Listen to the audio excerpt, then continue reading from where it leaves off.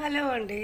ప్రస్తుతానికి విరిగిపోయిన కాలియస్ మొత్తం చూడండి, ఇలాగా వర్షానికి విరిగిపోయి ముక్కలు ముక్కల్లా పడిపోయింది. సో వీటిని వెంటనే మనం కానీ పాతగలిగితే మళ్ళీ లేచిపోతాయి. నా దగ్గర ఒక చిన్న ఆయిల్ క్యాన్ లాంటిది ఉంది. సో ఇందులోని వెంటనే వేసేద్దాం అనుకుంటున్నాను, ఎందుకంటే లేకపోతే మొత్తం మొక్కలు పోతాయి. మళ్ళీ మనం రీపోర్ట్ చేసుకోవచ్చు వీటిని లేచిన తర్వాత. సో దీన్ని మెత్తగా ఉంది, మట్టి కూడా వర్షం అది పడింది కాబట్టి. తర్వాత ఎక్కువ మట్టి శాతం తక్కువ ఉంటే మెత్తగానే ఉంటుంది ఎప్పుడు కూడా మట్టి. మనం ఎప్పుడు మట్టి మెత్తగా ఉందో లేదో చూసుకుంటూ ఉండాలి.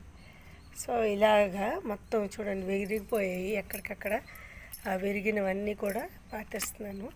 పాతేసి కొంచెం నీరు, ఎందుకంటే మొక్క పాతిన తర్వాత నీరు పోయాలి కాబట్టి, నీరు అవసరం లేదు కానీ పోయాలి కాబట్టి పోయడము. సో ఇదండి, వీటిని రిపోర్ట్ అయిపోయింది.